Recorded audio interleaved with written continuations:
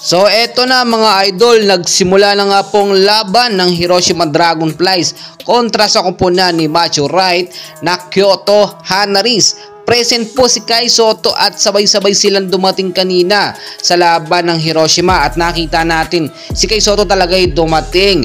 Pero hindi po siya pinaglalaro pa rin at ayon na nga rin po sa reporter na si Diyos ay sinabi niya at lininaw niya sa mga fans na under injury list pa itong si Kai Sotto at hindi pa nga po makakapaglaro, pero mukhang may patotohanan or totoo yung sinasabi nila, by late or end of November pa posibleng makapaglaro si Kai Sotto. Pero alam nyo naman, kung mapapansin nyo si Kai Sotto kanina ay fully recovered na, hindi na siya talaga umiinda sa kanyang injury. So nakita natin kulang na kulang po talaga sa depensa dito ang koponan ng Hiroshima Dragonflies, pero nagpapakitang gilas at nakakasabay pa rin talaga ang koponan ng Kyoto Hanaris kahit walang Kai Sotto sa loob ng Hiroshima. Sa pagkakataong ito, talagang kinakailangan ng ipasok ni Coach Kyle Milling at paglaruin si Kai Sotto. Ilang laro nang hindi nakakapaglaro si Kai at tila katingkit na nga ang ating pambato.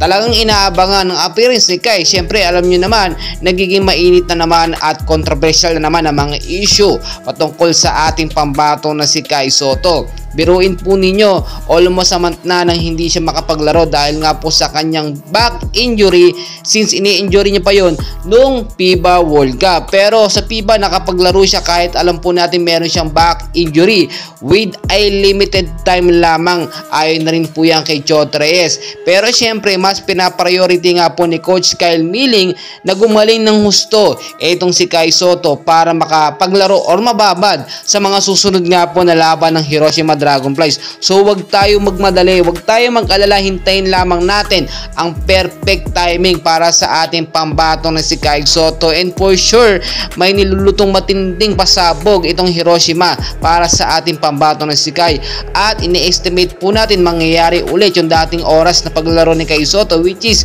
20 to 25 minutes of playing time sa loob. Laging ipinapasok sa first 5 para sa matinding depensa at talagang binababad first, second quarter, pagdating ng third at sa fourth quarter naka-standby na lang itong ating pambato na si Kai. So alam kong naiinip kayo pero wala pa tayong masyadong updates patungkol sa ating pambato na si Kai Sotto. Hintayin po natin yung mga latest na kaganapan at talagang nakita naman natin yung mga appearance ni Kai Sotto, sobrang nakakamiss na. Well guys, maraming pang kaganapan and please pakitulong naman po ng isang like, subscribe and pahit na rin po ng notification bell para updated kayo sa ating mga Kai Sotto updates.